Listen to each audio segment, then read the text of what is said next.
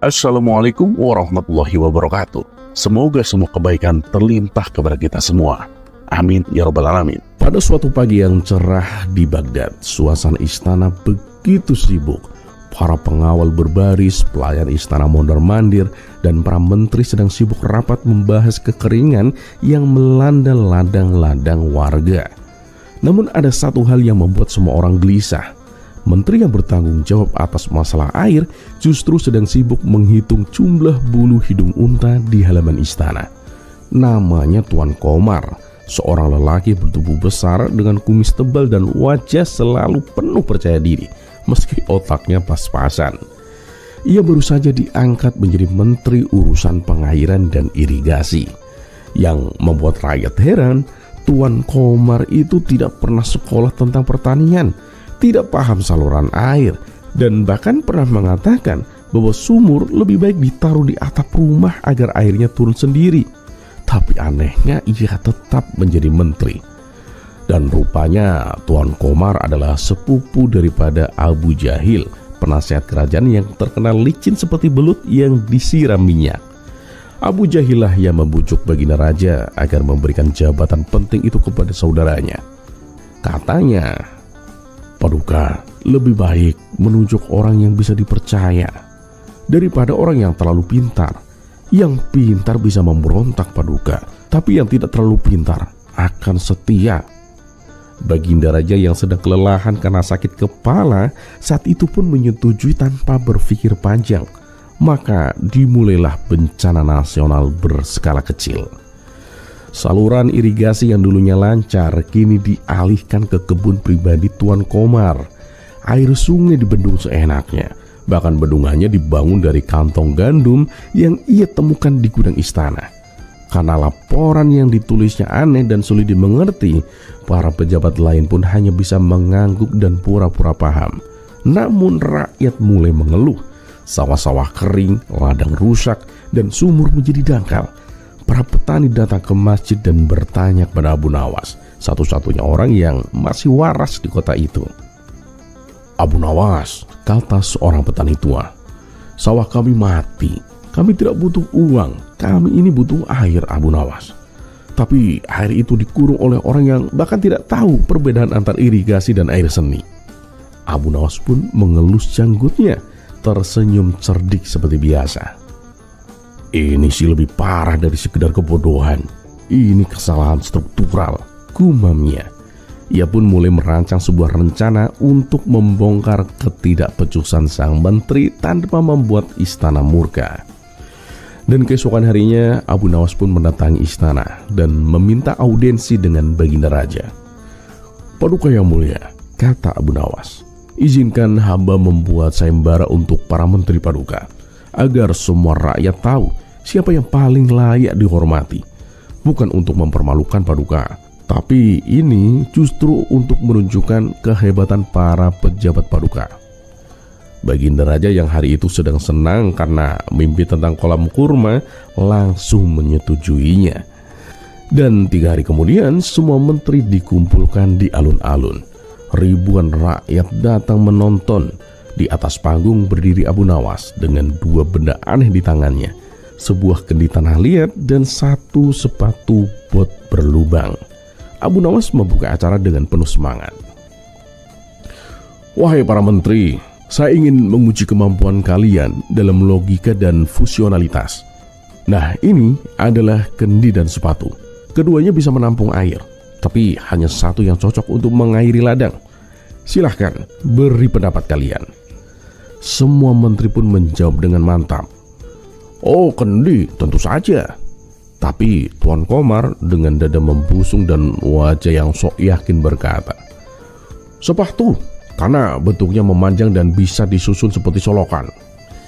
Rakyat pun terdiam. Ada yang tertawa kecil, ada yang merasa ingin menutup wajah dengan sorban. Abu Nawas pun menahan tawa dan berkata dengan tenang, "Wah, menarik ini. Maka dengan sepatu itulah, mari kita bangun waduk nasional. Kita bisa minta rakyat menyumbangkan sepatu mereka." Waduk sepatu, wah ini proyek pertama di dunia. Beberapa menteri mulai terbatuk menahan tawa. Tapi Abu Jahil yang berdiri di dekat Baginda Raja langsung menyipitkan matanya. Ia sadar ini bukan sekedar lelucon, tapi serangan halus terhadap keluarganya. Baginda Raja yang mendengar itu pun mulai tersadar. Ia memandangi Tuan Komar dengan ekspresi ragu. "Wahai Menteri Komar, coba jawab pertanyaanku ini. Kalau air hujan jatuh dari langit, kemana air itu akan mengalir?" kata Baginda Raja. Tuan Komar pun menjawab dengan lantang, "Tentu ke istana, Paduka Yang Mulia, karena istanalah adalah tempat tertinggi dan termulia." Tiba-tiba seekor burung yang lewat di atas panggung buang kotoran tepat di kepala Tuan Komar. Rakyat pun tak bisa menahan tawa.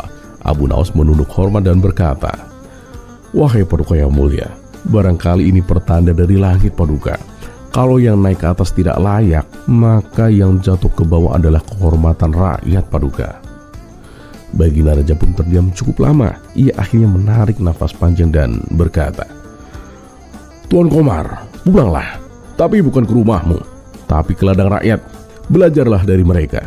Dan kamu Abu Jahil, lain kali jangan titipkan kebodohan atas nama kepercayaan." Tuan Komar pun akhirnya dicopot dari jabatannya dan diberi tugas baru sebagai pengumpul lumpur untuk proyek pupuk organik, yaitu jabatan yang lebih sesuai dengan kemampuan dan tentu saja tidak terlalu membahayakan siapa-siapa. Sementara itu Abu Nawas pun kembali ke masjidnya. Seperti biasa, ia duduk tenang tersenyum sambil berkata, "Kalau dunia ini diatur oleh saudara pejabat, maka air pun akan disuruh naik ke langit hanya demi menjaga harga diri."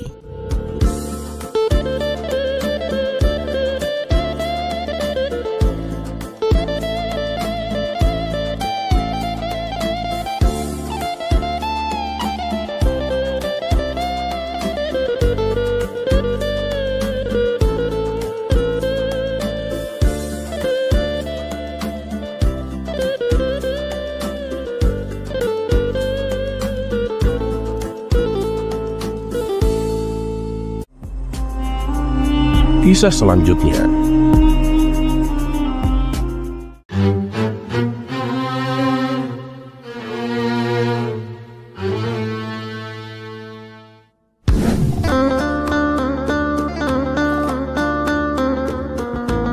Pada kisah kali ini, kita akan menyaksikan keseruan Abu Jahil menjadi pemeran utama.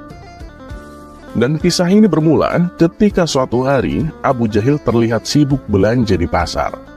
Tanpa diduga, ia bertemu sahabat lamanya. Abu Jahil, apa kabar kamu?" tanya sahabatnya. "Alhamdulillah baik kawan. Udah lama kita nggak ketemu ya," balas Abu Jahil. Setelah basa-basi ngobrol cukup lama, kemudian Abu Jahil diajak sahabatnya main ke rumahnya. Di sana Abu Jahil dijamu berbagai macam hidangan. Setelah selesai makan, mereka berdua pun kembali ngobrol. Kawan, jujur saja, aku merasa tersanjung dengan penghormatan ini. Kamu memang sahabatku yang paling istimewa. Oh iya kawan, besok aku juga ingin mengundangmu. Kamu harus datang ya," pinta Abu Jahil. "Wah, memangnya ada acara apa nih?" tanya sahabatnya. Nggak ada acara apa-apa. Aku cuma ingin mengundangmu makan siang di rumahku. Pokoknya kamu harus datang," kata Abu Jahil mewanti-wanti. "Siap Abu Jahil, insya Allah aku akan datang," balas sahabatnya. Dan esok harinya, untuk mempersiapkan penjamuan kawannya, Abu Jahil pun membeli 2 ekor kelinci. Tapi dia bingung bagaimana cara memasaknya. Ia pun teringat dengan tetangganya yang jago memasak dan meminta bantuan kepadanya. Yang tak lain dan tak bukan adalah Abu Nawas. Abu Jahil lalu mendatangi rumah Abu Nawas dan mengutarakan keinginannya. Tentu saja dengan senang hati Abu Nawas bersedia membantunya. Saat Abu Nawas sedang sibuk memasak, Abu Jahil berkata kepadanya, "Abu Nawas, aku tinggal sebentar ya. Mau jemput sahabatku di pasar. Dia itu belum tahu alamat rumahku." "Oh ya Abu Jahil, gak apa-apa. Aku akan masak sop kelinci yang paling lezat," kata Abu Nawas. Ketika sop kelinci buatan Abu Nawas sudah matang, ternyata Abu Jahil belum pulang. "Sepertinya lezat juga daging kelinci ini," pikir Abu Nawas. ia pun mencicipinya satu iris. Mantap, lezatnya bukan main. Aku memang koki hebat, koki profesional, ucap Abu Nawas dengan membanggakan diri sendiri. Karena ketagihan, ia terus menyantap daging kelinci satu persatu sampai tersisa sedikit. Tak lama kemudian datanglah Abu Jahil bersama sahabatnya. Abu Nawas, ini sahabatku sudah datang. Ayo kita siapkan makanannya, kata Abu Jahil. Siap Abu Jahil, tapi kayaknya akan lebih nikmat lagi kalau ditambah dengan roti Abu Jahil, ucap Abu Nawas menyarankan. Wah bener kamu Abu Nawas. Yaudah tunggu sebentar ya, aku akan keluar beli roti, balas Abu Jahil. Sementara sahabatnya Abu Jahil duduk menunggu di ruang tamu. Dan ketika Abu Jahil keluar untuk membeli roti, Abu Nawas menghabiskan semua daging kelinci yang dimasaknya. Selanjutnya Abu Nawas mulai berpikir, bagaimana caranya supaya Abu Jahil tidak marah ketika tahu bahwa daging kelincinya sudah habis. Tiba-tiba muncullah sebuah ide jahil Abu Nawas. Abu Nawas lalu menemui sahabat Abu Jahil yang sedari tadi duduk lesu menahan lapar di ruang tamu. Kawan, kamu tahu nggak kenapa Abu Jahil mengundangmu kemari? Tanya Abu Nawas. Oh ya tahulah, karena aku ini kan sahabat istimewanya, jawabnya. Wah, berarti kamu belum ngerti yang sebenarnya ya, balas Abu Nawas pura-pura sedih. Loh, memangnya ada apa dengan Abu Jahil? Tanya sahabatnya penasaran. Begini kawan, aku sih cuma kasihan sama kamu, makanya aku kasih tahu. Jadi sebenarnya sudah lama Abu Jahil ini gila. Dia sudah berobat kemana-mana tapi nggak ada satupun yang mampu menyembuhkannya. Terus ada seorang tabib yang menyarankan supaya Abu Jahil itu makan telinga manusia. Dan anehnya sarannya itu manjur. Lambat laun Abu Jahil sudah mulai agak waras. Sekarang dia juga udah bisa mulai mengenali siapa saja sahabatnya. Nah sialnya, alasan dia mengajakmu ke sini itu biar bisa memotong kedua telingamu untuk dimakan dijadikan obat, kata Abu Nawas memberitahu dengan ekspresi serius. Wah serius kamu? Tanya sahabatnya terkejut. Ya kalau nggak percaya, lihat aja ke dapur. Aku disuruh memasak sop, tapi nggak ada dagingnya. Coba, mau masak daging apa lagi kalau bukan kedua telingamu? Ujar Abu Nawas semakin serius. Spontan sahabat Abu Jahil itu segera masuk ke dapur dan melihat sop yang dibuat Abu Nawas. Waduh, bener nih, aku harus secepatnya pergi dari sini, pikir sahabatnya. Ketika dia hendak pergi keluar, dia berpapasan dengan Abu Jahil tepat di depan pintu. Maaf kawan, jadi lama nih. Aku siapin hidangannya dulu ya, kata Abu Jahil. Kemudian Abu Jahil masuk ke dalam dan memberikan rotinya kepada Abu Nawas. Loh, mana sop kelincinya Abu Nawas? Tanya Abu Jahil bingung ketika melihat sop kelincinya tinggal kuah. Ini Abu Jahil, kawanmu itu mengambil 2 daging kelinci dan menyembunyikannya di bajunya. Coba lihat, dia lari keluar kan? Dia itu ketakutan dan malu padamu, ucap Abu Nawas. Abu Jahil lalu menengok ke arah ruang tamu, dan benar saja, ternyata sahabatnya sudah pergi lari keluar. Abu Jahil pun segera berlari menyusulnya. Kawan, tunggu dulu. Ambil satu saja, yang satunya berikan padaku, teriak Abu Jahil. Kamu gila ya, gak akan aku berikan, teriak sahabatnya sambil lari terbirit-birit dikejar Abu Jahil. Abu Nawas yang menyaksikan hal itu langsung tertawa terpinggal-pinggal sambil makan roti yang baru saja Abu Jahil beli.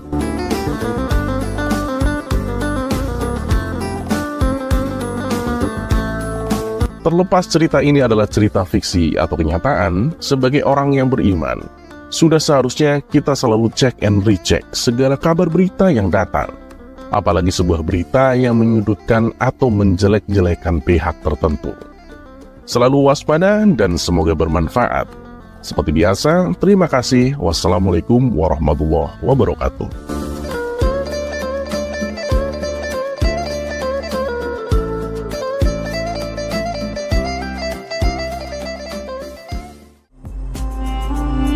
Kisah selanjutnya.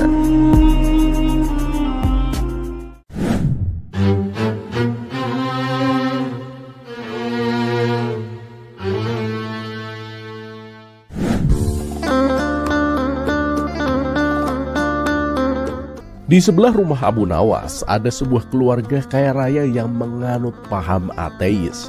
Meski berbeda keyakinan, Abu Nawas dan tetangganya itu tetap hidup rukun. Mereka saling menghormati dan sering berbagi. Sang tetangga bahkan tak jarang memberi Abu Nawas makanan. Dan Abu Nawas pun selalu membantu tetangganya jika sedang kesulitan. Namun ada satu hal yang membuat tetangga ini merasa tak nyaman. Setiap kali menerima sesuatu, Abu Nawas selalu mengucapkan Alhamdulillah. Menurut sang tetangga, seharusnya Abu Nawas mengucapkan terima kasih kepadanya, bukan kepada Tuhan. Meskipun ia merasa terganggu, ketidaksukaannya itu ia pendam. Sampai suatu hari ia merasa harus berbicara terus terang. Ia berkata kepada Abu Nawas dengan kesal, "Aku tidak suka mendengar ucapan Alhamdulillah darimu setiap kali aku memberikan sesuatu, Abu Nawas. Bukankah itu pemberianku? Harusnya kamu berterima kasih kepadaku." Abu Nawas yang tak ingin memicu perselisihan tersenyum dengan bijak. "Maaf kawan, jika perbuatanku itu membuatmu tidak nyaman. Baiklah, aku akan ucapkan Alhamdulillah dan terima kasih untukmu." Tetangganya semakin tidak senang dan mulai terang-terangan menjauhi Abu Nawas, merasa gagal dalam upaya menggoyahkan keyakinannya. Abu Nawas yang menyadari perubahan ini tetapi tetap mencoba menjalin hubungan baik. Suatu malam, Abu Nawas merasa sangat lapar dan tidak punya apapun untuk dimakan. Karena ia tak ingin meminta bantuan tetangganya, ia pun memanjatkan doa. "Ya Allah, berilah aku rezeki malam ini, karena aku sangat lapar ya Allah." Tak disangka doa Abu Nawas itu didengar oleh tetangganya yang berniat mengerjai Abu Nawas dan menunjukkan bahwa yang memberi makanan bukan Tuhan tapi dirinya sendiri. Ia pun membeli roti dan memasukkannya ke dalam kantong besar, kemudian menyelipkan secari kertas yang bertuliskan, "Makanan ini bukan dari Tuhanmu, melainkan dari tetanggamu ini." Ia lalu meletakkan kantong tersebut di depan pintu Abu Nawas, mengetuk pintu dan cepat-cepat bersembunyi di balik semak-semak untuk melihat reaksi Abu Nawas. Saat pintu dibuka, Abu Nawas terkejut melihat kantong besar berisi roti-roti yang lezat. Ia pun segera berlutut dan bersyukur. "Alhamdulillah ya Allah, Engkau telah mengabulkan doaku." Tetangganya semakin penasaran ketika melihat Abu Nawas menemukan kertas yang ia selipkan di antara roti. Abu Nawas sempat terdiam, kemudian membaca tulisan di kertas tersebut. Sambil tersenyum, Abu Nawas berkata lantang, "Alhamdulillah ya Allah, Engkau mengirimku rezeki melalui setan, dan setan itu pula yang membayarkan semua makanan ini." Mendengar itu, tetangganya yang bersembunyi di balik semak-semak langsung kesal setengah mati. "Kurang ajar, bukannya berterima kasih kepadaku, malah berterima kasih kepada Tuhan dan menyebutku setan," gerutunya dalam hati. Abu Nawas pun kembali ke rumahnya, menikmati roti-roti yang diberikan sambil tersenyum puas. Sementara tetangganya pulang dengan perasaan kesal karena rencana usilnya justru berbalik menghibur Abu Nawas.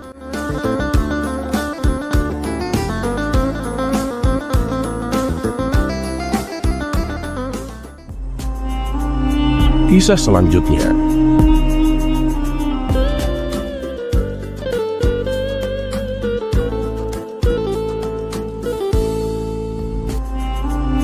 Kisah selanjutnya.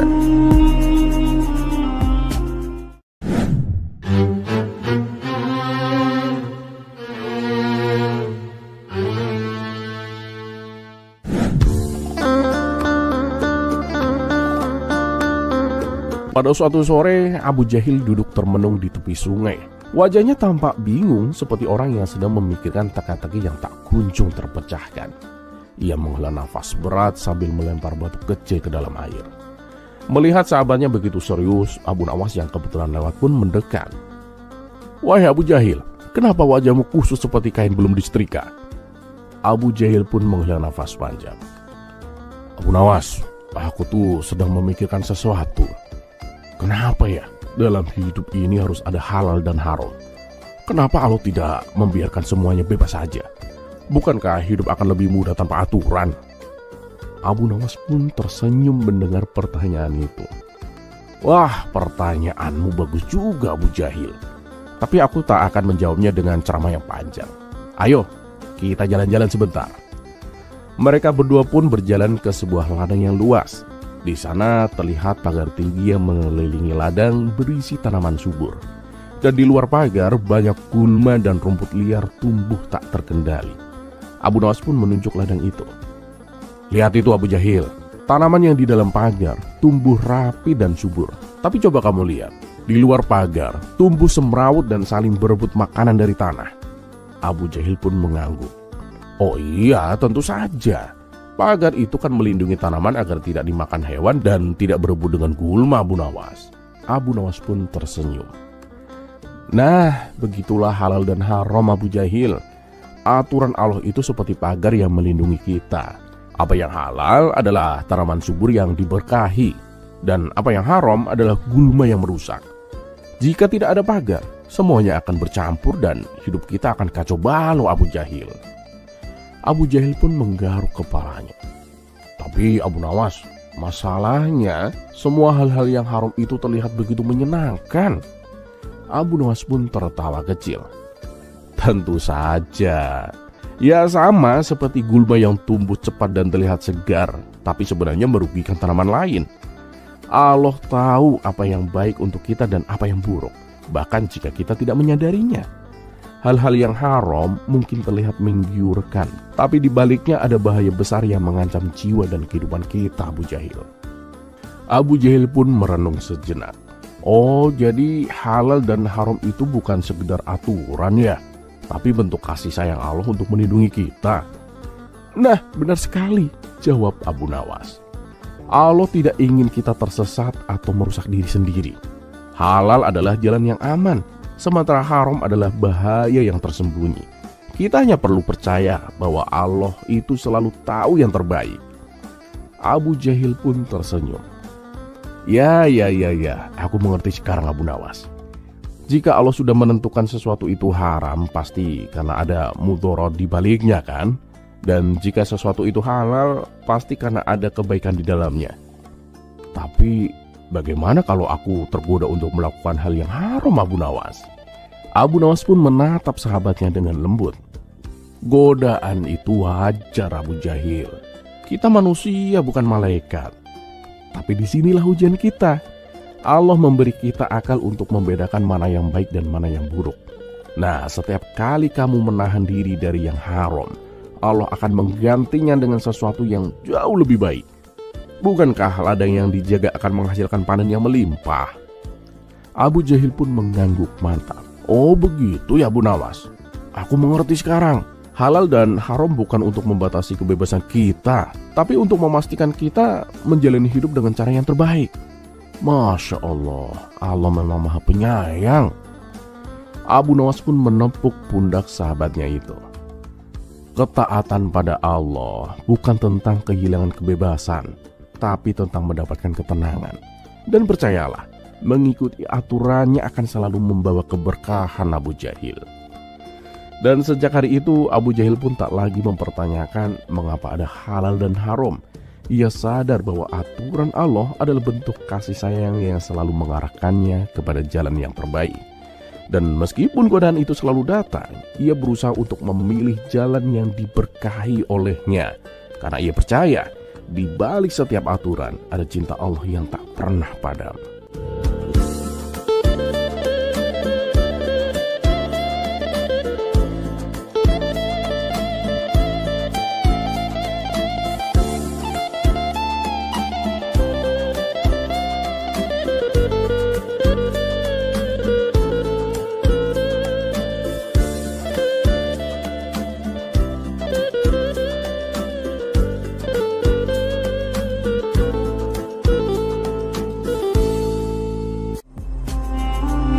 Kisah selanjutnya.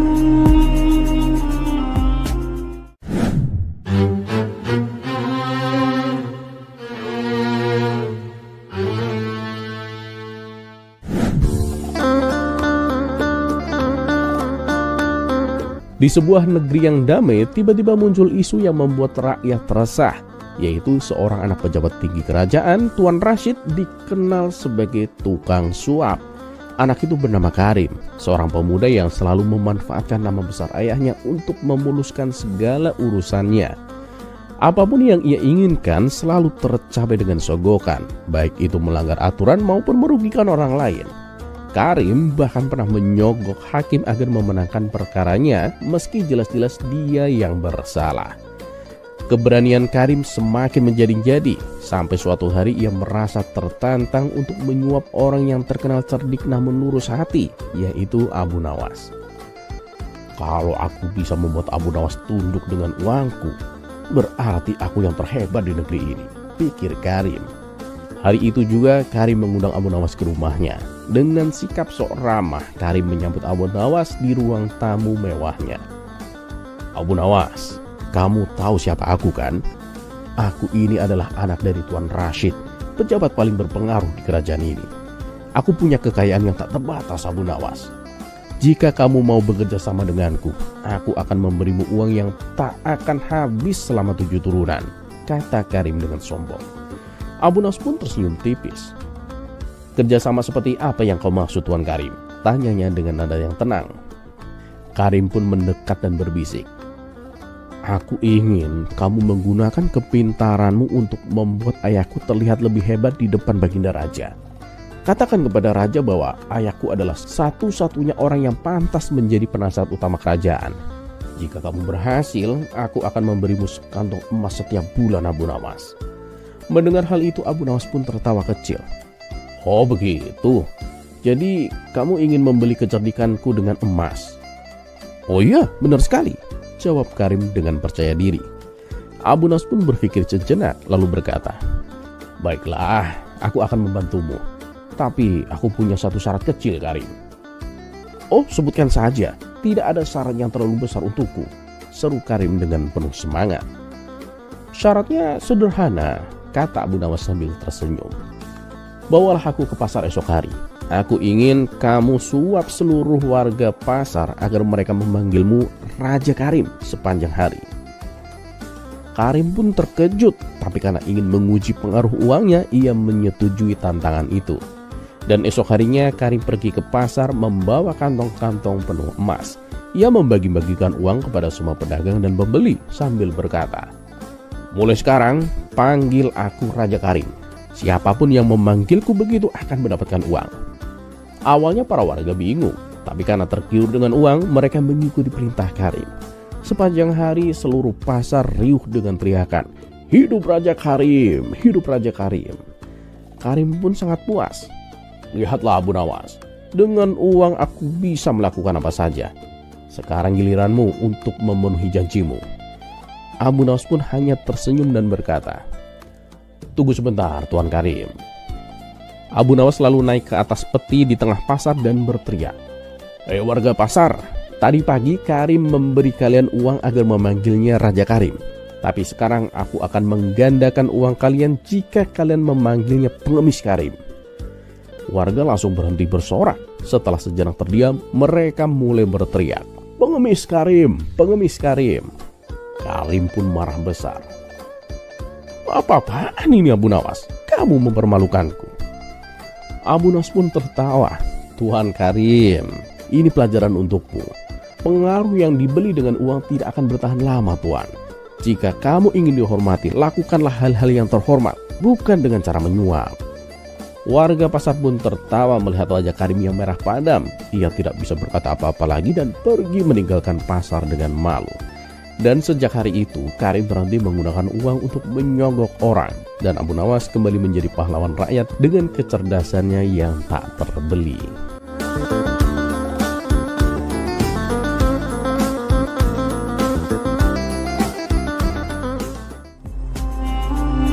Kisah selanjutnya.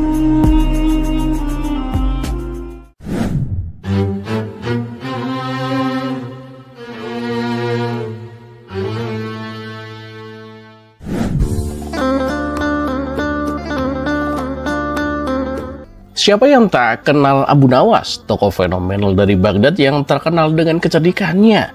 Setiap kali ia dihadapkan pada masalah, jawabannya selalu membuat orang tertawa terpinggal-pinggal.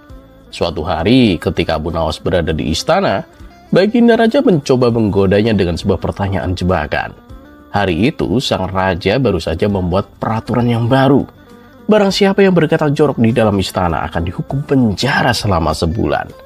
Baginda Raja tersenyum licik lalu berkata, "Hai Abu Nawas, menurutmu tempat kita berasal itu seperti apa?" Pertanyaan ini jelas sebuah jebakan. Jika Abu Nawas menjawab dengan jujur, maka ucapannya akan terdengar jorok dan ia akan langsung dihukum. Namun kecerdikan Abu Nawas tak perlu diragukan. Dengan tenang ia menjawab, "Ketahuilah Paduka, tempat itu adalah suatu tempat yang sangat menakutkan." Baginda Raja yang tadinya berharap Abu Nawas akan berkata sesuatu yang jorok malah dibuat bingung. "Menakutkan? Apa yang menakutkan Abu Nawas?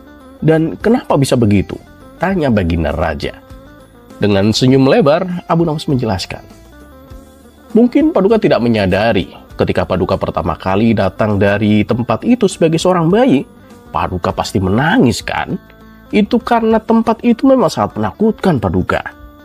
Mendengar jawaban itu, Baginda Raja tertawa terbahak-bahak. Ia mengakui kehebatan Abu Nawas yang berhasil menjawab jebakannya dengan sangat cerdik. Namun Baginda Raja belum puas. "Baiklah Abu Nawas," ujar Baginda Raja. "Kalau tadi adalah tempat kita berasal, sekarang jawab ini. Tempat kita akan kembali seperti apa menurutmu?" Abu Nawas dengan enteng menjawab, "Tempatnya seperti sirkus Paduka." Baginda Raja kembali terheran-heran. "Seperti sirkus? Kamu ini aneh Abu Nawas. Bukankah tempat kita kembali itu akhirat? Dan bukankah akhirat itu tempat yang menakutkan? Kenapa kamu bilang seperti sirkus?" Abu Nawas tersenyum penuh arti lalu ia menjelaskan, "Ampun Paduka, nanti di akhirat Paduka akan melihat bermacam-macam cara orang berjalan, tergantung amal perbuatan mereka di dunia. Ada yang berjalan tanpa tangan dan kaki. Mereka itu adalah orang-orang yang suka berbuat aniaya. Ada pula yang berjalan dengan wajah mereka, karena dosa-dosa besar yang mereka lakukan. Ada juga yang berjalan menggunakan tangan, sementara kakinya berada di atas kepala mereka. Nah, itu adalah para pelaku zina yang tidak sempat bertobat Paduka. Semua orang itu akan merasakan penderitaan yang amat sangat. Nah, Paduka, jika cara-cara mereka berjalan ini dilakukan di dunia, bukankah terlihat seperti pertunjukan sirkus?" Baginda Raja terdiam sejenak. Namun setelah itu ia tertawa terbahak-bahak sambil bertepuk tangan. "Kamu memang cerdik sekali Abu Nawas," katanya.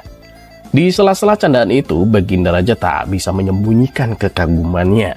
Abu Nawas tak hanya berhasil menjawab jebakan dengan cerdas, tapi juga menyisipkan pesan mendalam tentang pedihnya siksa bagi orang-orang yang berdosa.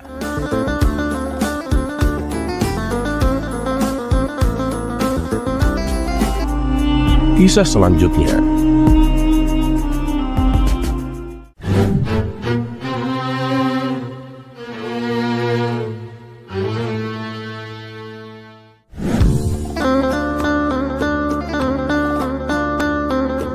Pada suatu hari, Baginda Raja memanggil Abu Nawas ke istana. Baginda Raja yang selalu terkesan dengan cara berpikir Abu Nawas, kali ini memiliki pertanyaan yang menurutnya akan sulit dijawab. "Abu Nawas, katakan kepadaku, seberapa pentingkah kita menghormati seorang Habib keturunan Nabi? Dan apa hukum yang mengatur hal ini?" tanya Baginda Raja sambil tersenyum, menunggu jawaban cerdas dari Abu Nawas. Abu Nawas tersenyum dan kemudian menjawab, "Paduka, pertanyaan Anda ini sangat bijaksana, dan saya sungguh tak menduga dengan pertanyaan ini. Dan pembahasan dari pertanyaan Paduka ini sangat berbahaya, dan bisa saja menimbulkan banyak pertentangan. Tapi berhubung Paduka yang bertanya, saya akan berusaha sebaik mungkin untuk menjawabnya. Menghormati seorang Habib keturunan Nabi memang penting Paduka. Tetapi ada cara untuk memahami seberapa pentingnya itu." Baginda Raja yang penasaran kemudian bertanya, "Lalu bagaimana caranya kita mengetahui seberapa penting menghormati mereka Abu Nawas?" Abu Nawas mengangguk pelan dan kemudian berkata, "Paduka, untuk menjawab pertanyaan ini, kita perlu melakukan sebuah eksperimen sederhana. Mari kita undang 2 orang Habib ke istana. Satu yang benar-benar keturunan Nabi dan satu lagi yang hanya mengaku-ngaku saja." Baginda Raja pun setuju dan Abu Nawas memerintahkan pengawalnya untuk mencari 2 orang Habib tersebut. Setelah beberapa waktu, dua orang Habib itu dihadirkan di hadapan Baginda Raja dan Abu Nawas. Abu Nawas mulai berbicara. Paduka, coba kita perhatikan sikap dan perilaku mereka. Seorang Habib asli akan menunjukkan sifat-sifat mulia, sementara Habib yang palsu akan terjebak dalam kepura-puraan, Paduka. Nah, untuk menguji mereka, kita akan membuat sebuah skenario. Coba kita memberi masing-masing dari mereka sekantong emas. Habib asli pasti akan menggunakan emas tersebut untuk kebaikan. Sedangkan Habib palsu mungkin akan menunjukkan sifat serakahnya. Baginda Raja setuju dengan eksperimen tersebut. Sekantong emas diberikan kepada masing-masing Habib. Habib pertama yang asli segera mengucapkan syukur dan berkata bahwa ia akan menggunakan emas tersebut untuk membantu fakir miskin dan membangun fasilitas umum. Habib kedua yang palsu malah meminta lebih banyak emas sambil berjanji dengan nada meragukan bahwa dia akan melakukan hal yang sama. Melihat hal ini, Baginda Raja tertawa terbahak-bahak dan kemudian berkata, Abu Nawas, kamu benar. Habib asli itu menunjukkan sifat-sifat yang mulia, sementara Habib palsu terungkap dengan sifat serakahnya. Abu Nawas tersenyum dan kemudian menambahkan, Paduka yang mulia, hukum menghormati seorang Habib keturunan Nabi adalah menghormati mereka yang benar-benar menunjukkan sifat-sifat mulia dan keteladanan. Jika mereka hidup sesuai dengan ajaran Nabi, maka mereka memang pantas dihormati. Tapi jika mereka hanya mengaku-ngaku dan tidak menunjukkan akhlak yang baik, maka kita harus bijak dalam menghormati mereka. Baginda Raja mengangguk, tersenyum dan kemudian berkata, Abu Nawas, engkau selalu punya cara untuk mengajarkan sesuatu dengan humor dan kebijaksanaan. Hari ini aku belajar banyak darimu.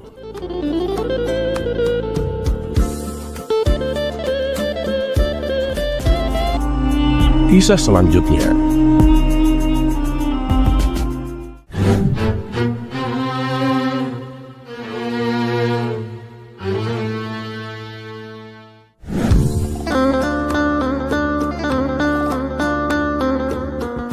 Dikala seseorang sedang jatuh cinta, maka apapun rela dilakukan demi membahagiaan pujaan hatinya.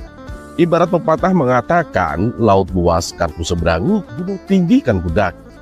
Karena begitu besarnya terpengaruh rasa cinta, setiap waktu teringat akan kekasihnya, ingin selalu berdampingan bersamanya, menghabiskan waktu berdua. Namun apa jadinya bila kekasih yang didambakan akhirnya ternyata menjadi milik orang lain? Tentunya hal ini menyesak di dada. Hatinya hancur tak terkira, menyisakan goresan luka hati yang sulit disembuhkan. Seperti yang menimpa pada pemuda ini, sebut saja namanya Hashim. Suatu hari, Hashim yang sedang patah hati itu berjalan lunglai di suatu perkampungan. Perempuan yang diidam-idamkan sejak dulu memilih orang lain untuk menjadi pasangan hidupnya. Baginya sangat sulit untuk melupakan sang mantan karena sudah bertahun-tahun menjalin hubungan. Namun takdir berkata lain terhadap hubungan mereka. Beberapa bulan lamanya, Hashim belum juga bisa ikhlas. Bayangan wajah mantan kekasihnya belum juga hilang dari ingatan. Berbagai cara telah dicoba, namun ia masih saja belum bisa melupakan mantan kekasihnya itu. Semakin berusaha keras mencoba melupakan, bayangan kekasihnya justru semakin nyata. Hashim pun hanya bisa pasrah dengan keadaan ini. Tiap malam ia hanya bisa menangis, teringat akan kekasihnya yang sudah menjadi milik orang lain.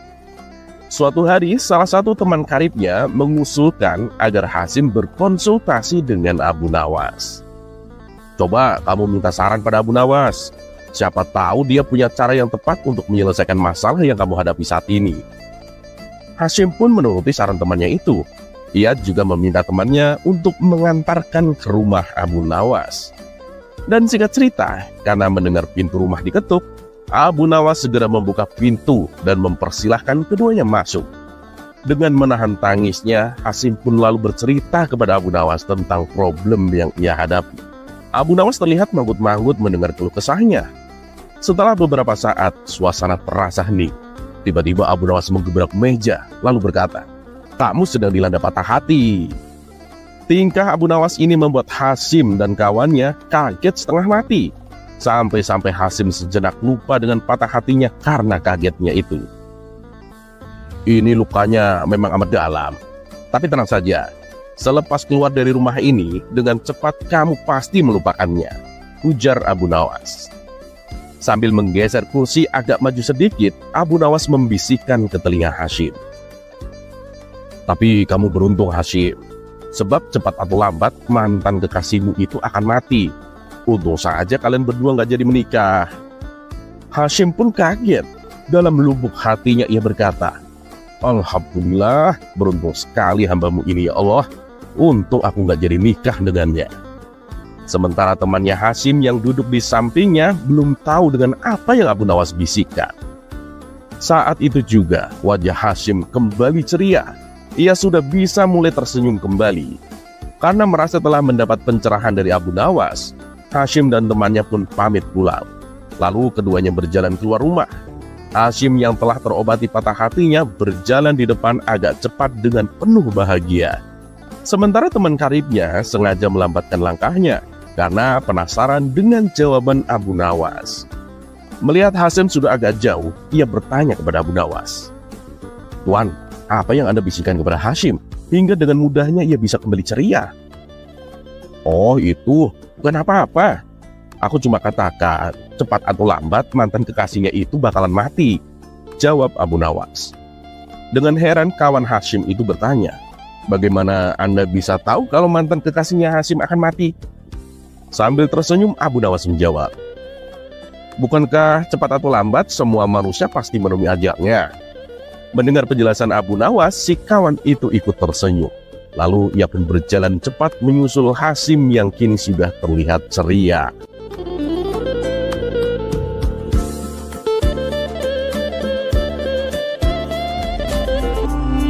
Kisah selanjutnya.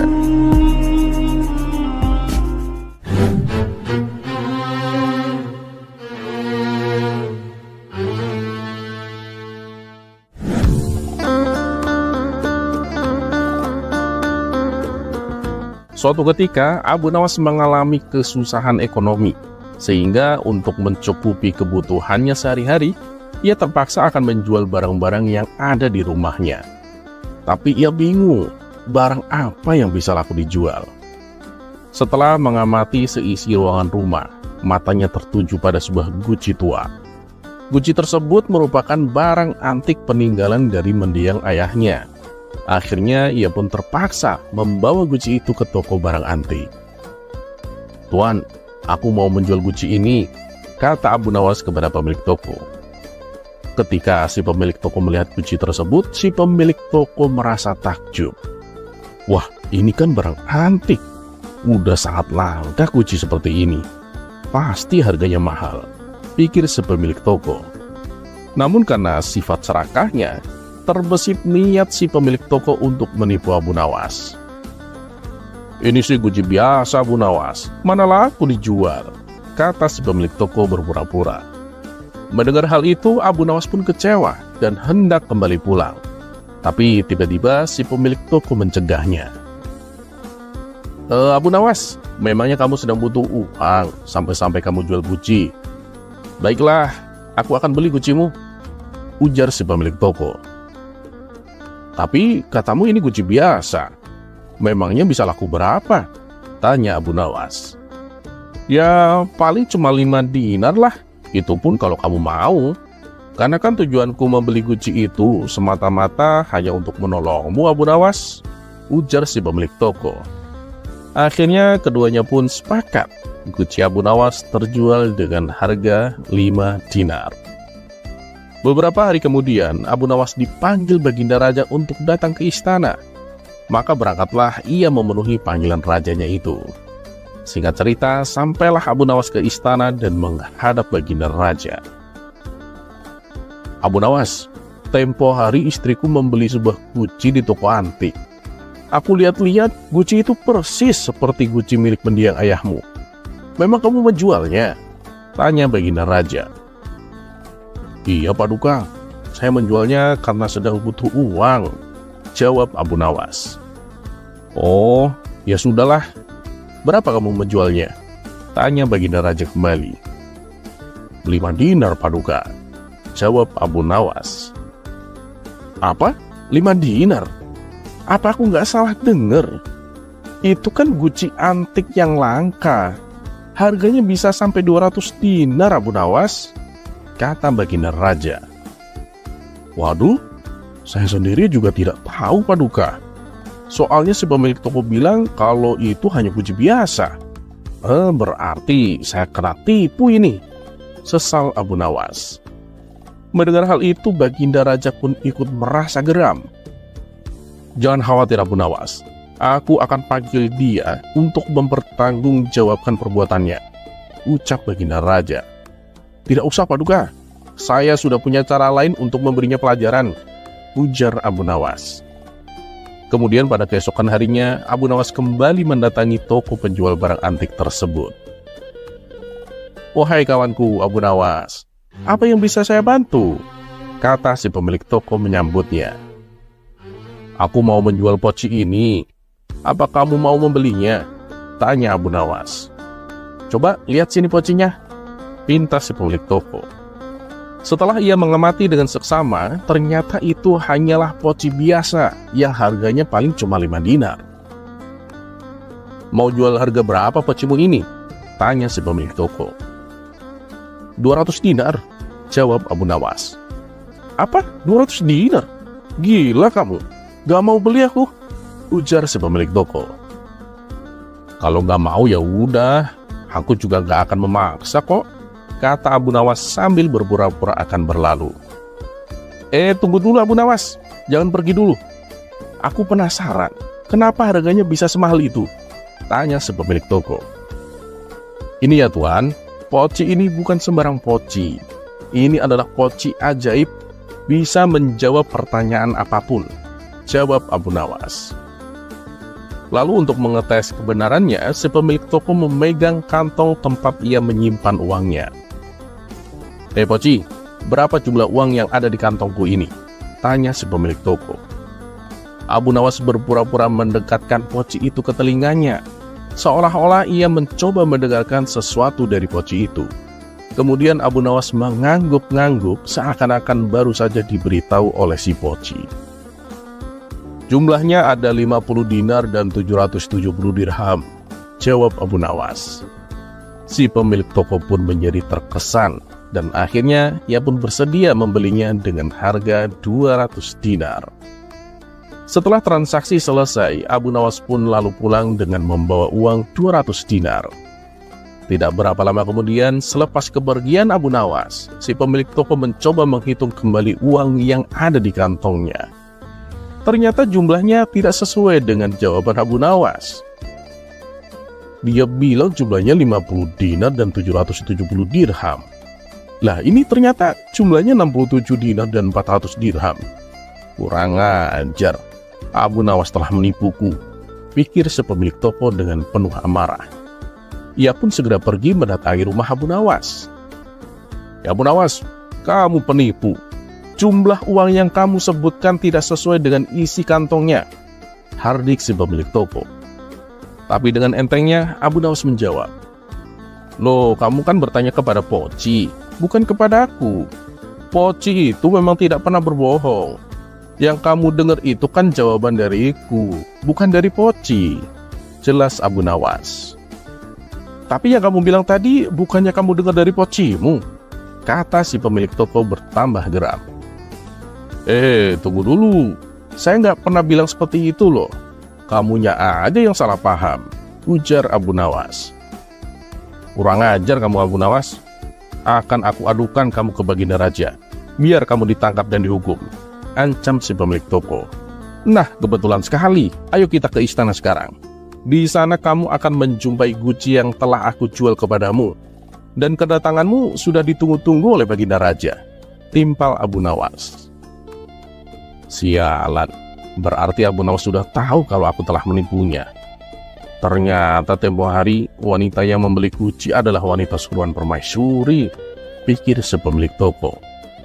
Gimana, kita jadi ke istana apa enggak nih? Ledek Abu Nawas. Tanpa berkata sepatah kata pun, si pemilik toko langsung ngeloyor pergi meninggalkan rumah Abu Nawas.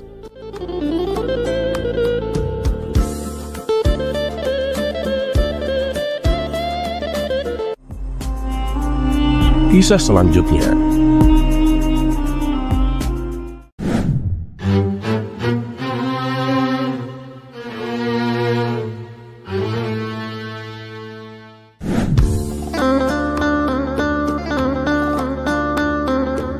sebuah desa yang dikenal sebagai kampung nelayan, pasar ikan selalu ramai. Pedagang berteriak menjajakan ikan segar, pembeli menawar harga, dan anak-anak berlarian sambil membawa ember kecil. Namun di tengah keramaian itu ada satu orang yang selalu penasaran, yaitu Abu Jahil. Abu Jahil yang terkenal sebagai orang yang selalu punya teori yang aneh. Suatu hari ia berdiri di tengah pasar dan berseru dengan lantang. Semua, tidakkah kalian heran? Ikan di sini tidak pernah habis. Sudah bertahun-tahun kita menangkap ikan, tapi pasar ini selalu penuh. Apa jangan-jangan ini ikan jadi-jadian? Orang-orang pun tertawa mendengar ucapan Abu Jahil. Salah satu pedagang berkata, Abu Jahil, kamu ini aneh sekali. Sudah jelas ikan-ikan ini dari sungai. Memangnya kamu pikir dari mana lagi? Namun Abu Jahil tetap keras kepala. Oh, tidak mungkin. Sungai itu kan tidak sebesar lautan. Tapi anehnya ikannya tidak pernah habis. Aku yakin ada yang menciptakan ikan-ikan ini secara ajaib. Aku harus cari tahu. Merasa tak puas, Abu Jahil pun mendatangi sahabatnya, Abu Nawas. Ia berharap Abu Nawas bisa memberikan jawaban yang memuaskan rasa ingin tahunya. Abu Nawas, aku butuh bantuanmu, kata Abu Jahil dengan nada yang serius. Abu Nawas yang sedang duduk di bawah pohon sambil memandangi sungai tersenyum kecil. Apalagi kali ini Abu Jahil? Kenapa kamu terlihat seperti detektif yang sedang menyelidiki kasus besar? Ini soal ikan di pasar, Abu Nawas. Aku yakin ada sesuatu yang aneh. Ikan-ikan itu tidak pernah habis, Abu Nawas. Aku curiga ada sihir di balik ini semua. Abu Nawas pun tertawa kecil. Kamu benar-benar membuat hidupku lebih berwarna, Abu Jahil. Kalau kamu ingin tahu rahasianya, ikut aku besok pagi. Tapi kamu harus siap melakukan apapun yang aku minta. Tanpa ragu, Abu Jahil pun mengangguk. Oh, aku siap, Abu Nawas. Asal aku tahu jawabannya. Dan keesokan paginya, Abu Nawas mengajak Abu Jahil ke sungai. Di tepi sungai, Abu Nawas membawa ember berisi roti, jala ikan, dan papan kayu kecil. Buat apa ini, Abu Nawas? Mau bikin kapal dari papan itu? Tanya Abu Jahil bingung. Abu Nawas pun tertawa. Sabar, kamu akan lihat. Nah, sekarang bantu aku lemparkan potongan roti ini ke sungai. Abu Jahil pun menurut. Begitu roti itu dilempar ke sungai, tiba-tiba muncul sekumpulan ikan kecil berenang menghampiri roti itu. Karena saking tergodanya dengan ikan yang ada di hadapannya, Abu Jahil pun ingin langsung menangkapnya. Dia meloncat dengan sekuat tenaga, mencoba untuk menangkap ikan tersebut. Tapi apalah daya, tak ada satupun ikan yang berhasil ia tangkap. Ikan-ikan itu pun langsung lari bersembunyi entah di mana. Melihat Abu Jahil yang basah kuyup kebingungan mencari ikan, Abu Nawas pun tertawa sejadi-jadinya. Lalu ia berkata, nah, itulah Abu Jahil. Ikan itu pintar sekali bermain petak umpet. Tak ada satupun ikan yang kamu dapatkan, kan? Walaupun mungkin banyak nelayan yang menangkap ikan tiap hari, pasti ada ikan yang lolos dan bersembunyi. Ditambah mereka tiap malam juga rapat rahasia, membahas anak, saudara, dan kawan-kawan mereka yang tertangkap. Nah, untuk menggantikan mereka, ikan-ikan itu akan mempercepat kembang biaknya. Mendengar penjelasan Abu Nawas tersebut, Abu Jahil masih ragu. Loh, dari mana kamu tahu ikan kalau malam hari pada rapat, Abu Nawas? Lah, emangnya kamu gak pernah lihat kalau malam hari banyak ikan yang berkumpul dan diam? Mereka itu sedang rapat, Abu Jahil, jawab Abu Nawas sambil tertawa. Ah, itu sih mereka lagi pada tidur, Abu Nawas. Tapi iya juga ya. Ya mungkin mereka rapat sambil tidur kali ya. Kayak rapatnya wakil rakyat kita, kata Abu Jahil sambil tertawa. Dan mereka berdua pun tertawa lepas bersama-sama. Dan begitulah misteri ikan yang tak pernah habis akhirnya terpecahkan.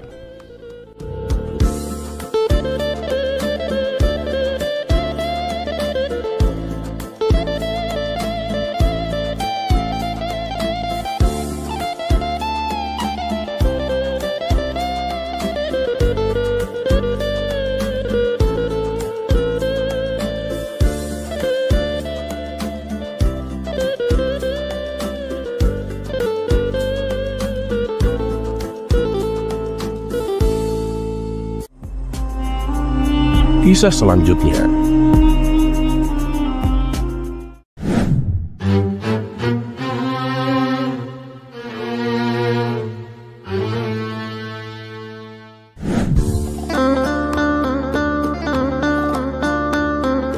Suatu hari, seorang menteri yang sudah mulai menua berencana mengadakan pesta besar.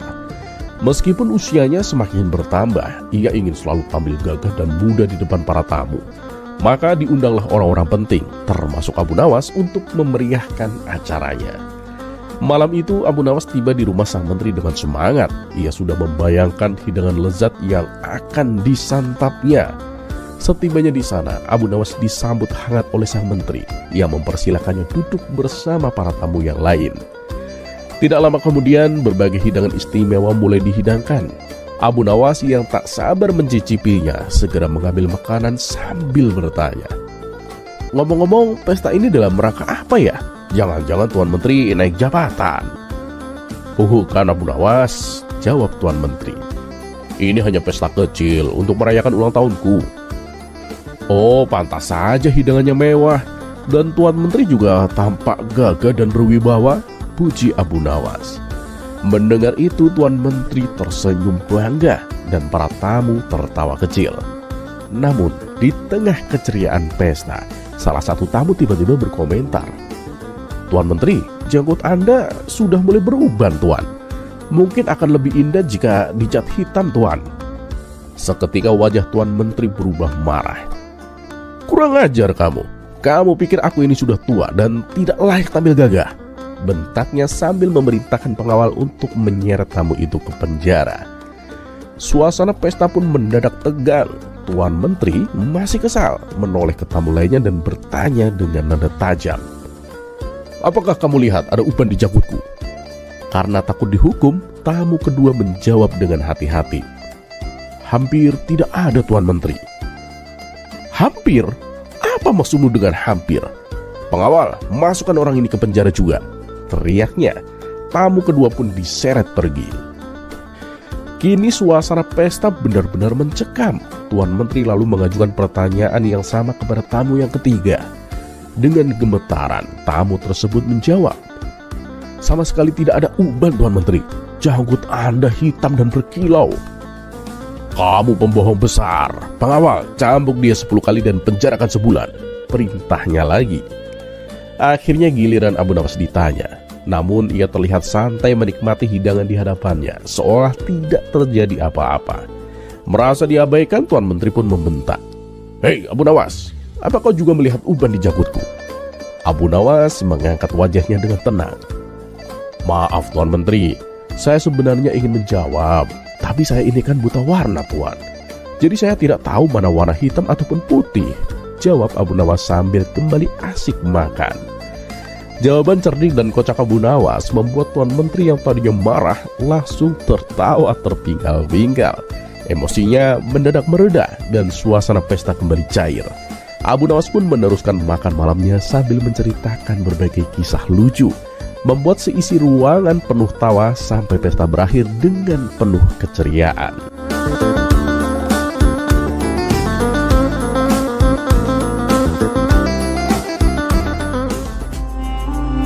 Kisah selanjutnya.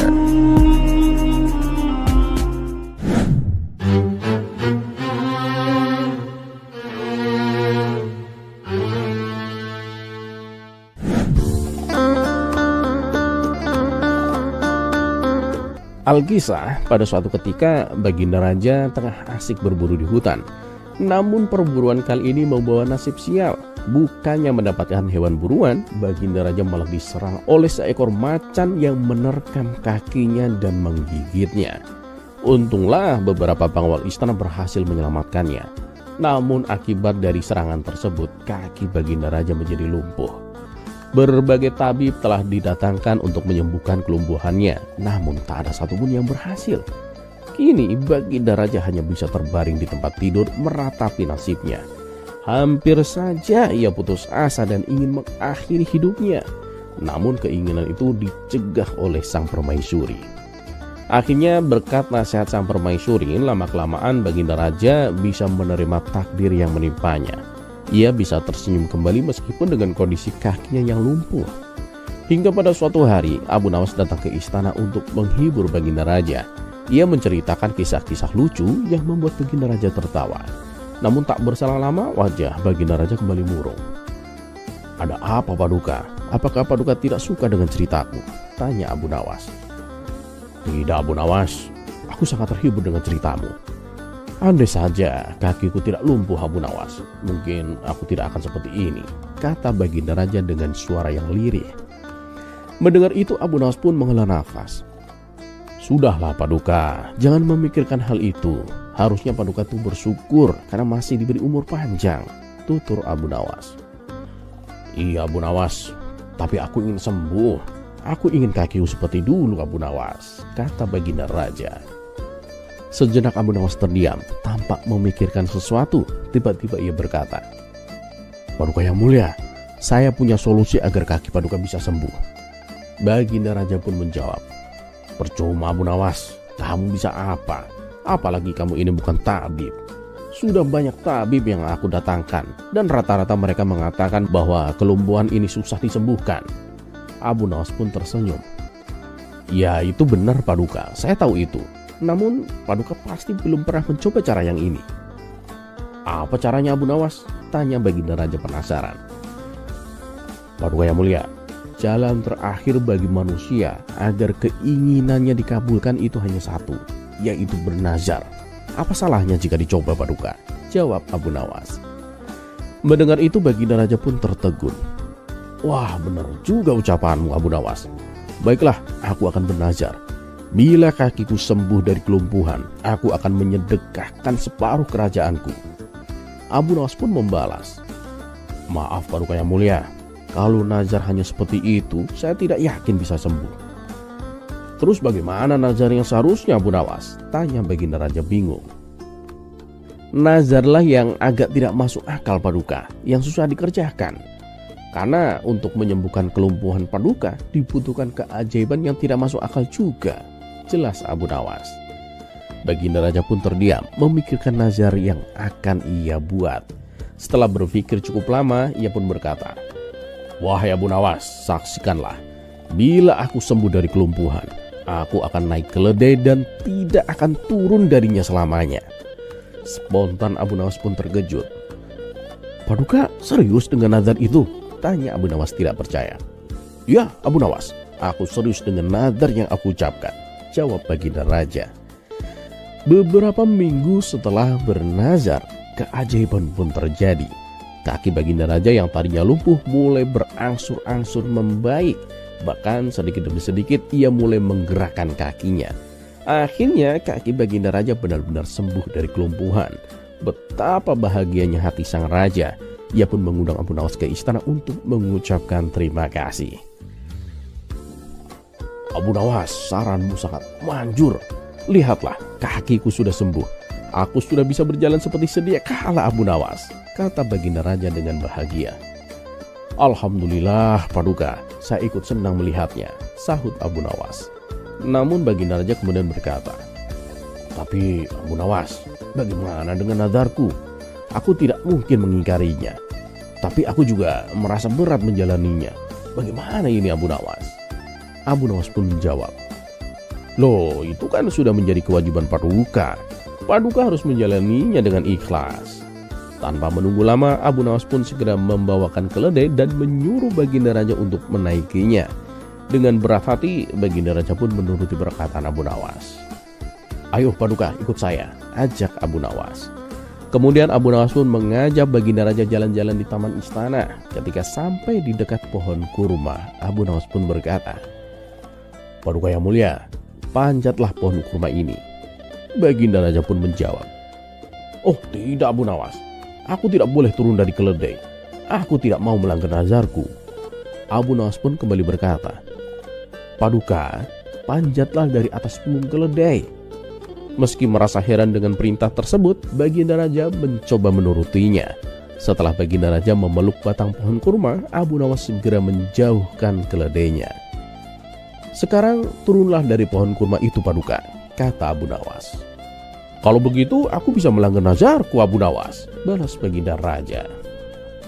Turuti saja perkataanku Paduka, nanti akan aku jelaskan, sahut Abu Nawas. Begitu Baginda Raja menginjakkan kakinya di tanah, Abu Nawas pun menjelaskan. Coba ingat-ingat nadar yang Paduka ucapkan. Paduka akan menaiki keledai dan tidak akan turun darinya selamanya kan? Sedangkan tadi Paduka naik dari keledai ke batang pohon kurma, bukan turun.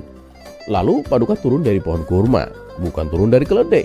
Jadi Paduka sama sekali tidak melanggar nadar. Mendengar penjelasan tersebut, Baginda Raja pun bahagia. Ia tak menyangka Abu Nawas bisa sampai sejauh itu dalam memahami nadarnya. Akhirnya berkat pertolongan Abu Nawas, Baginda Raja pun bebas dari nadarnya. Tak lupa ia juga memberikan hadiah kepada Abu Nawas berupa pundi-pundi uang yang sangat banyak.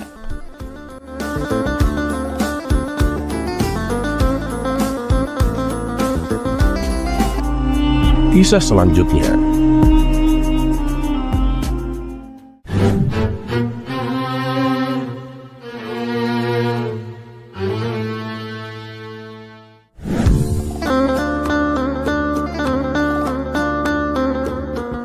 Dikisahkan suatu hari di sebuah desa yang damai, Abu Nawas yang sedang jalan-jalan di pasar, tiba-tiba seorang ulama mendekatinya. Ulama tersebut ingin menguji pengetahuan Abu Nawas dan berencana untuk melakukannya di hadapan banyak orang. Sang ulama itu kemudian bertanya, Abu Nawas, kami semua ingin tahu, apakah tanda hitam di dahi sebagai bekas sujud itu adalah tanda orang yang sangat taat beribadah? Abu Nawas berdiri sambil menatap kerumunan dan kemudian berkata, wahai penduduk desa, ketahuilah, pertanyaan ini memang sangat sulit dan pasti akan menimbulkan pro dan kontra. Tapi mari kita bicarakan tentang tanda hitam di dahi dengan cara yang menyenangkan. Abu Nawas lalu memulai ceritanya. Jadi begini, suatu malam, saya bermimpi bertemu dengan seorang malaikat. Malaikat itu bertanya kepada saya, Abu Nawas, apakah kamu tahu apa arti tanda hitam di dahi yang sebagai bekas sujud? Saya pun menjawab, wahai malaikat, apakah itu tanda orang yang rajin sholat? Kerumunan tertawa kecil mendengar awal cerita Abu Nawas yang unik. Abu Nawas kemudian melanjutkan. Malaikat itu tersenyum dan kemudian berkata, Abu Nawas, tidak selalu begitu. Ada yang mendapatkannya karena memang rajin sholat, tapi ada juga yang mendapatkannya karena sering sujud di atas permadani kasar, atau hanya sekedar untuk pamer. Penduduk desa tertawa terbahak-bahak mendengar jawaban cerdik dari Abu Nawas. Abu Nawas kemudian berkata dengan nada serius, namun tetap humoris. Nah, jadi intinya, tanda hitam di dahi itu tidak selalu mencerminkan ketaatan seseorang. Bisa saja orang itu memang rajin beribadah, tapi bisa juga tanda itu muncul karena alasan lain.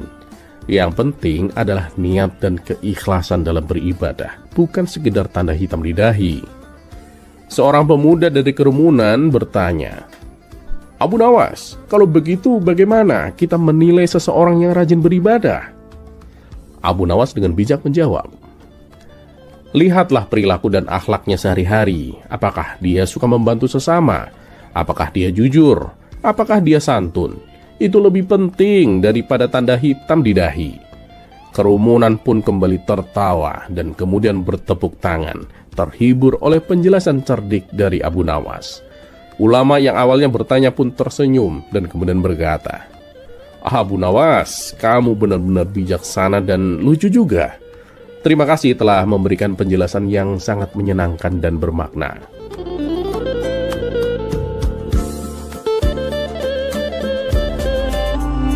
Kisah selanjutnya.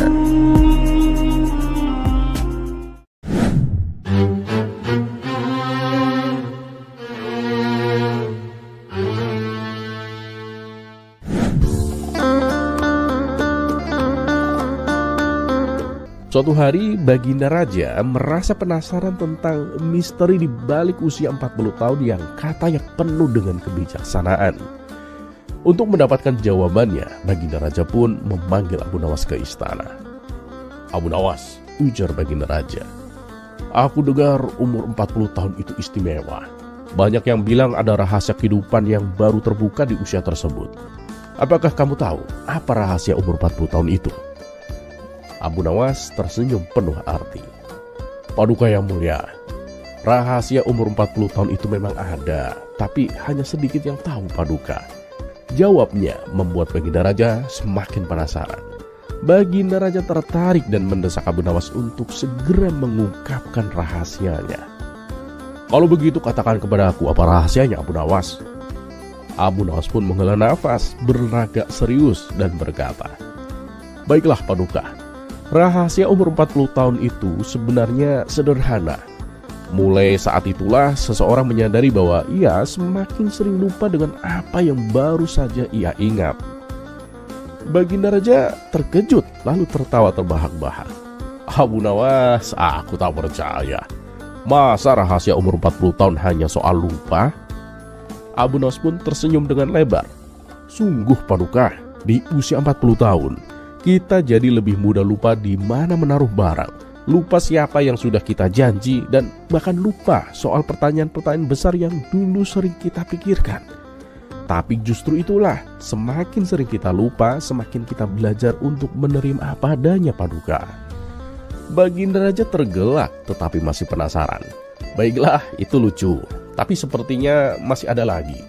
Apalagi yang berubah di umur 40 tahun Abu Nawas? Abu Nawas pun melanjutkan.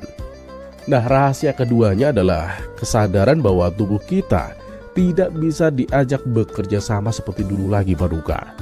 Dulu Paduka mungkin bisa duduk lama tanpa pegal, bisa makan sebanyak apapun tanpa perut sakit. Tapi di usia 40 tahun, duduk terlalu lama, tulang mulai protes, makan sembarangan perut pun ikut tak setuju Paduka. Baginda Raja mengangguk sambil tertawa geli. Ya, kamu benar Abu Nawas. Ternyata usia 40 tahun memang penuh kejutan. Abu Nawas pun menutup jawabannya dengan kalimat bijak. Jadi Paduka yang mulia, rahasia umur 40 tahun adalah menerima perubahan dan bersyukur atas apa yang masih bisa kita lakukan. Karena semakin tua, kita sadar bahwa kebahagiaan tak lagi datang dari yang besar-besar Paduka, tetapi dari hal yang kecil-kecil, seperti tertawa, makan enak tanpa perut sakit, dan bisa tidur nyenyak. Baginda Raja merasa sangat puas dengan jawaban Abu Nawas. Ia tertawa puas dan berkata, Abu Nawas, kamu memang selalu bisa memberikan jawaban yang lucu tapi dalam. Terima kasih Abu Nawas. Dan sejak saat itulah Baginda Raja tak lagi terlalu memusingkan soal usia. Ia malah sering tertawa, menikmati setiap momen kecil dengan penuh syukur. Tentu saja dengan Abu Nawas yang selalu siap menghiburnya.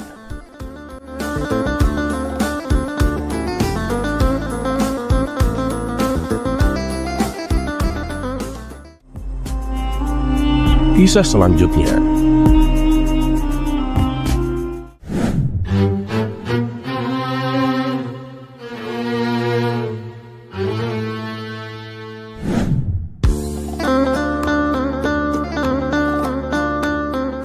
Sudah menjadi rutinitas istana ketika dipimpin Raja Harun Ar-Rasyid. Di setiap bulannya mengadakan pertemuan rutin dengan semua menteri-menterinya. Baginda Raja mengumpulkan semua menterinya tanpa terkecuali. Dan tak ketinggalan juga, orang cerdik satu ini selalu ada dalam setiap kesempatan bersama Baginda Raja Harun Ar-Rasyid. Abu Nawas selalu setia mendampingi Raja Harun Ar-Rasyid. Terkadang menjadi penasehatnya, terkadang dimintai pendapat, bahkan diminta untuk menyelesaikan suatu permasalahan. Dan tak jarang pula Abu Nawas memberikan cerita-cerita lucunya untuk mencairkan suasana tegang istana yang dipenuhi dengan pembahasan-pembahasan serius. Satu persatu para menterinya melaporkan hasil kerja mereka. Ada yang melaporkan tentang perekonomian, ada yang tentang pertahanan, pendidikan, pertanian, dan lain-lain. Semuanya dibahas secara detail dan menyeluruh. Bahkan tak jarang pula dilaporkan berbagai masalah, yang sudah tentu masalah itu akan dibahas di pertemuan tersebut dan langsung dicarikan solusi atau jalan keluarnya. Inilah yang membuat Baginda Raja terkadang merasa jenuh, karena dari pagi sampai sore semua yang ada di kepalanya adalah hal-hal yang serius. Di sela-sela waktu inilah terkadang Baginda Raja meminta kepada Abu Nawas untuk memberikan cerita-cerita lucunya, hanya sekedar untuk menghilangkan rasa jenuhnya. Dan beberapa kali Baginda Raja juga melontarkan pertanyaan-pertanyaan yang aneh bin nyeleneh kepada Abu Nawas. Dan pasti jawaban dari Abu Nawas berhasil membuat semua orang di istana tertawa terbahak-bahak. Dan tak jarang pula orang-orang berdecak kagum dengan jawaban Abu Nawas, karena selalu ada nilai-nilai kebajikan dalam setiap ucapan Abu Nawas. Seperti pada kisah kali ini, Raja Harun ar-Rasyid yang sudah merasakan jenuh karena penuh dengan pembahasan masalah yang serius mencoba mencairkan suasana. Ia bertanya kepada Abu Nawas, "Abu Nawas, coba kau jelaskan padaku, mengapa di dunia ini ada siang dan malam?" Abu Nawas yang selalu siap dengan kata-kata cerdas dan humor yang khas pun tersenyum. Dan tak butuh waktu lama, ia langsung menjawab, "Paduka yang mulia, siang dan malam itu adalah hasil perdebatan seru antara matahari dan bulan," kata Abu Nawas dengan tawanya yang halus. Dengan penuh penasaran, Baginda Raja bertanya, "Perdebatan? Memang apa yang mereka perdebatkan?" Abu Nawas kemudian menjelaskan, "Jadi begini Paduka, awalnya matahari dan bulan itu muncul bersamaan. Mereka berdua selalu bersama-sama menyinari dunia ini. Tapi suatu ketika matahari merasa iri kepada bulan. Karena di antara mereka berdua, mataharilah yang paling bekerja keras dengan mengeluarkan sinar yang lebih terang daripada bulan. Karena kesal itulah, matahari memutuskan setiap harinya ada waktu istirahat untuknya. Dan bulan terpaksa menggantikannya."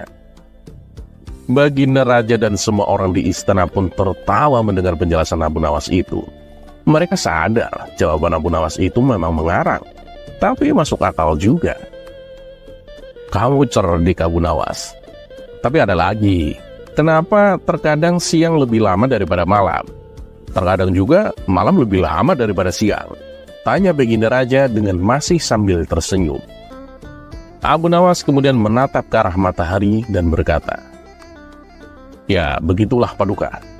Memang awal adanya siang dan malam itu karena si matahari merasa iri dan kesal kepada bulan.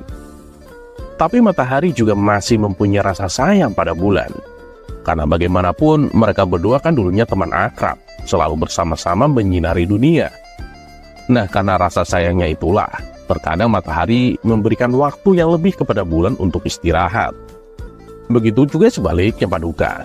Bulan terkadang memberikan waktu yang lebih kepada matahari dalam istirahatnya. Makanya kadang siang lebih lama, kadang malamnya yang lebih lama." Kembali, seisi istana tertawa bahagia mendengar jawaban Abu Nawas.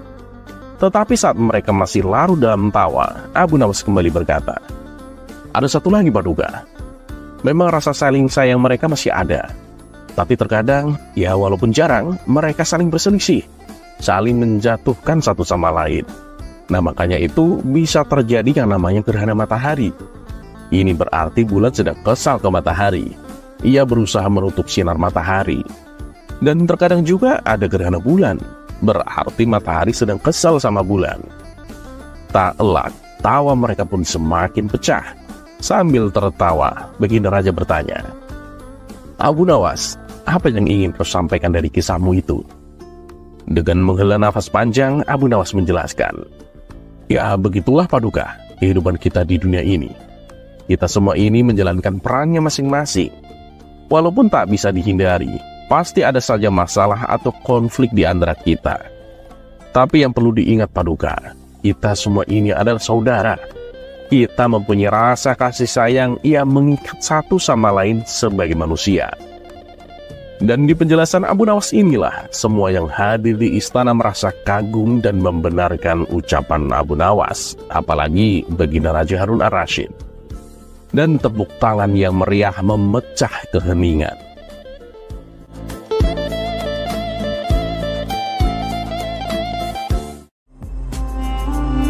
Kisah selanjutnya.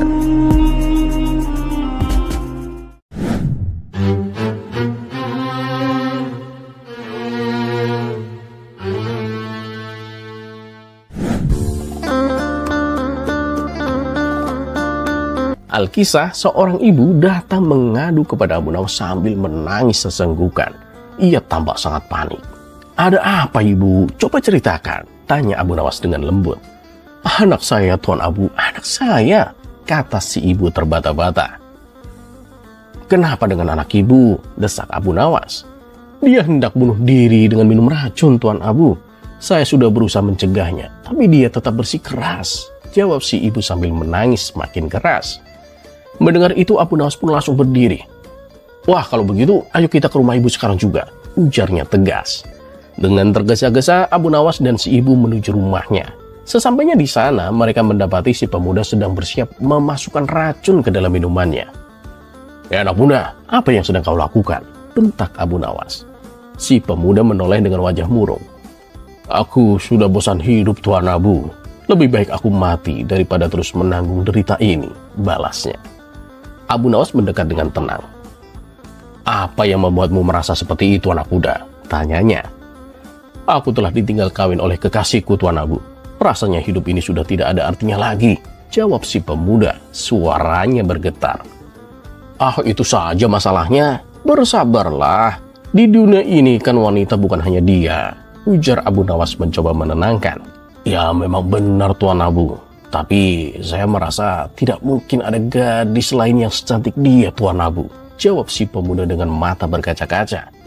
Abu Nawas pun tersenyum tipis. Oh, jadi masalahnya hanya soal kecantikan. Itu sih mudah. Gadis cantik itu banyak. Kamu jangan putus asa begitu, balas Abu Nawas. Tapi Tuan, gadis cantik belum tentu mau denganku. Aku ini kan pemuda jelek, Tuan Abu, ujar si pemuda dengan nada putus asa. Loh, kata siapa? Aku punya tetangga cantik dan dia pasti mau menjadi istrimu, kata Abu Nawas dengan nada meyakinkan. Benarkah Tuan? Tanya si pemuda dengan sedikit harapan di matanya. Tapi apa iya dia mau dengan pemuda jelek seperti aku, Tuan? Tentu saja mau. Dia hanya mencari pemuda yang setia, bukan pemuda yang tampan, jawab Abu Nawas. Mendengar itu, si pemuda yang tadinya hendak bunuh diri langsung mengurungkan niatnya. Abu Nawas pun mengajak si pemuda duduk di sampingnya. Jadi, Tuan, tetangga yang cantik itu benar-benar ada? Tanya si pemuda memastikan. Iya, ada. Tapi kamu harus bersabar selama 3 hari, jawab Abu Nawas. Kenapa harus 3 hari? Ada apa, Tuan? Tanya si pemuda penasaran. Abu Nawas pun menarik nafas dalam-dalam dan mulai bercerita. Tetanggaku itu sebenarnya adalah gadis yang paling cantik di desa. Namun karena pernah menyakiti hati orang tuanya, dia dikutuk menjadi wanita tua. Tapi ada syarat untuk mengembalikan kecantikannya. Dia harus menikah dengan seorang pemuda jelek yang baik hati dan berbakti kepada suaminya. Setelah 3 hari 3 malam, kutukannya akan hilang dan dia akan kembali muda dan cantik, terang Abu Nawas. Mendengar cerita itu, mata si pemuda pun berbinar. Baiklah Tuan, aku bersedia menikahinya, katanya penuh semangat. Sang ibu yang melihat anaknya tak jadi bunuh diri merasa sangat lega dan bersyukur. Tak lama kemudian, si pemuda pun menikahi wanita tua tetangga Abu Nawas. Namun setelah 3 hari berlalu, istrinya tetap tidak berubah menjadi muda dan cantik. Si pemuda yang merasa kecewa segera mendatangi Abu Nawas. Tuan Abu, ini sudah 3 hari Tuan, tetapi istriku masih saja tetap tua. Bagaimana ini Tuan Abu? Tanya si pemuda dengan wajah yang bingung. Abu Nawas pun menatap matanya dengan tenang lalu bertanya. Wahai anak muda, berapa umurmu sekarang? Umur saya 25 tahun Tuan, jawab si pemuda. Abu Nawas pun menghela nafas panjang sambil menepuk dahinya. Aduh, umur segitu kok masih percaya sama dongeng, celetuk Abu Nawas.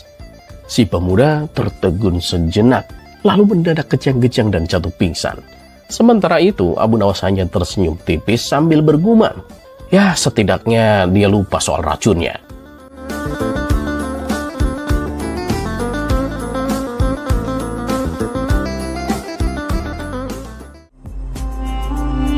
Kisah selanjutnya.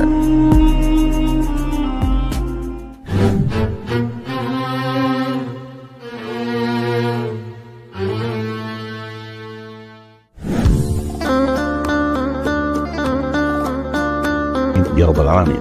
Assalamualaikum. Dan kota indah. Telah beredar kabar bahwa ada sebuah kota yang terbilang unik dan menarik. Konon katanya, apabila seseorang menginjakan kakinya di kota tersebut, ia akan dibuat terkagum-kagum dengan keindahannya. Kabar tentang kota ini pun sampai juga ke telinga Abu Nawas. Di saat bersamaan, datanglah Hasan memberitahukan kabar serupa. "Ya Abu Nawas, kamu sudah dengar belum? Katanya ada kota yang keindahannya sangat menakjubkan loh," tanya si Hasan.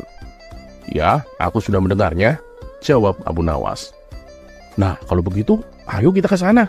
Aku punya kenalan di kota itu," ajak si Hasan. Abu Nawas pun setuju. Maka pada hari itu juga mereka berangkat menuju kota tersebut. Setibanya di sana, Hasan mengajak Abu Nawas untuk menemui kawannya. Mereka berdua pun disambut hangat dan diajak berkeliling kota. Di sepanjang perjalanan, kawan Hasan ini menceritakan dan memuji keindahan kotanya. Hasan yang mendengar hal itu bertambah kagum dibuatnya. "Kota tempat tinggalmu memang benar-benar luar biasa," puji Hasan kepada kawannya. Mendapat pujian tersebut, kawan Hasan ini semakin menggebu-gebu menyanjung kotanya. Tapi bagi Abu Nawas, hal ini justru membuatnya menjadi kesal. Ia pun lalu berkata kepada temannya Hasan, "Keadaan kotamu ini nggak jauh beda kok dengan kotaku. Bahkan mungkin seperti dua kota yang kembar." Kawan Abu Nawas ini terkejut mendengarnya. Ia merasa tak terima bila keindahan kotanya disamakan dengan kota Abu Nawas. "Masa sih? Bagaimana mungkin?" tanyanya nggak percaya.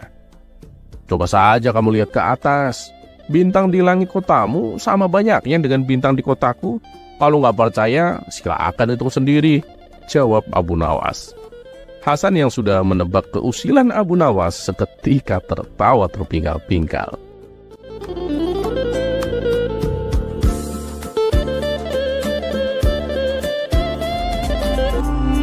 Kisah selanjutnya. Kisah selanjutnya.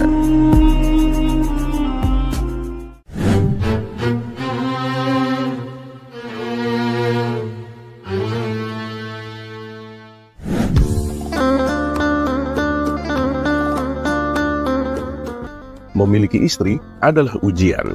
Jika istri kita cantik, maka letak ujiannya ada pada bagaimana menasehatinya agar senantiasa menjaga kecantikan itu dari fitnah. Dan jika tak bisa disebut cantik, maka tugas seorang suami adalah menasehatinya agar senantiasa bersabar dan mencintainya dengan tulus. Bahwa Allah Ta'ala tak melihat fisik, melainkan apa yang ada di dalam hati. Abu Nawas memiliki istri yang amat cantik. Ia adalah kembang desa. Karenanya, berhasil mempersuntingnya adalah karunia, sekaligus ujian. Karunia, sebab tak semua lelaki sekelasnya mendapatkan istri secantik itu. Dan ujian, sebab ia harus menghadapi makar dan godaan laki-laki mata keranjang di kampungnya. Dan benar saja, setelah menikah dengan Abu Nawas beberapa bulan, istrinya pulang dari pasar seraya menekuk wajah dan murung. Sang suami pun mendekatinya seraya bertanya, "Apa yang terjadi, Adinda? Mengapa wajahmu sekejut itu?" Sang istri pun mengisahkan apa yang dialaminya. Katanya, dimanapun ia berada, selalu saja ada laki-laki yang menggodanya. Saat pergi belanja ke pasar, silaturahim, ataupun keperluan di tempat lainnya. Mendengar penuturan istrinya, Abu Nawas tak menjawab. Selepas memberikan perhatian secukupnya, Abu Nawas pun segera undur diri. Rupanya, Abu Nawas menemukan solusi untuk mengatasi laki-laki yang menggoda istrinya. Ia pun pergi ke pasar untuk membeli ubi-ubian dan bahan makanan lainnya. Usai berbelanja, Abu Nawas pun langsung mempersiapkan undangan sembari memasak hidangan. Ia mengundang semua laki-laki di kampungnya. Sebab yang mengundang adalah Abu Nawas, dan di rumahnya ada sosok wanita yang cantik. Laki-laki di kampungnya pun berbondong-bondong menghadiri undangan. Sesampainya di rumah Abu Nawas, dihidangkanlah makanan dari umbi-umbian yang telah diberi warna merah, hitam, coklat, putih, dan sebagainya. Tak perlu waktu lama, para tamu pun langsung menikmati hidangan dengan antusias. Mereka juga berhasrat menikmati makanan dengan warna yang berbeda. Ternyata dari banyak warna itu, rasanya sama saja. hingga mereka pun saling berbisik, menanyakan rasa hidangan yang dimakan. Lama mereka berada di rumah itu, dan hidangan pun hampir habis. Salah satu di antara mereka memberanikan diri untuk bertanya kepada Abu Nawas. Abu Nawas, kami kan sudah lama di sini, namun kau tak menyampaikan apapun. Jadi, apa tujuanmu mengumpulkan kami? Belum juga dijawab, ada orang lain yang menambahkan pertanyaan. Terus, kenapa makanan yang kau hidangkan ini rasanya sama semua, padahal warnanya tuh beda-beda? Setelah menghirup nafas sejenak, Abu Nawas pun angkat bicara. Saudara-saudaraku, ketahuilah, aku mengundang kalian hanya untuk menikmati hidangan ini. Dan makanan yang berwarna-warna yang kalian makan itu seperti istri-istri kita. Saat Abu Nawas berhenti, sebagian orang yang sering menggoda istri Abu Nawas pun mulai memahami maksud diundangnya mereka. Memang kita akui bentuk fisiknya itu beda-beda. Pungkasnya diiringi kepergian beberapa orang yang merasa tertipu. Tapi ya mereka kan sama-sama wanita, rasanya kan juga sama. Dan setelah kejadian itu, istri Abu Nawas pun kini tidak lagi diganggu oleh laki-laki lain. Terlepas apakah cerita ini adalah cerita fiksi atau kenyataan, karena hikmah adalah barang hilang seorang muslim. Di mana ia menemukannya, maka ia berhak mengambilnya.